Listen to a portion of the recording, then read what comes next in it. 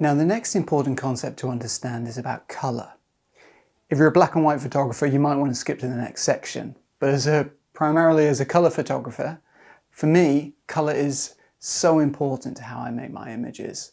I feel that colour has the power to invoke emotions, it can grab your viewer's attention, and it can dramatically change the visual impact of your images. For me, one of my favourite techniques is just to focus on one primary colour within the photograph. By that I mean in any given photograph there will be kind of often just one colour that really stands out to get people's attention when they view the image. Let's have a look at a few examples of that so you can see what I mean. In this image I took in China, you can see that obviously the main colour in the image is yellow or yellowy orange, caused by the vivid sand dunes in a desert.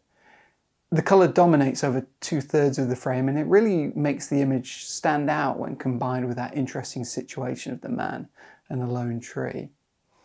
In this image, also taken in China, I wanted to focus on the beautiful blue of the lake I was visiting.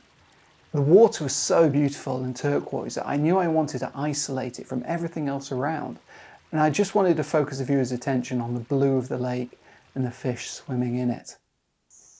Likewise, in this image taken in Cambodia, I wanted to focus the viewer's attention completely on the incredible shades of pink that were coming from a sun setting behind a forest I was visiting. In this image from China, I wanted to contrast the beautiful red of the woman's clothes on the dull and drab grey background. Again, the contrast between the two makes the image more powerful and memorable because of the contrasting use of colour. So next time you go out taking photos, try to practice thinking about colour by focusing your attention on one or two colours within the frame at any one time. It'll really help focus your viewers' attention when they view your pictures. Experiment with colours and see how they can affect your images.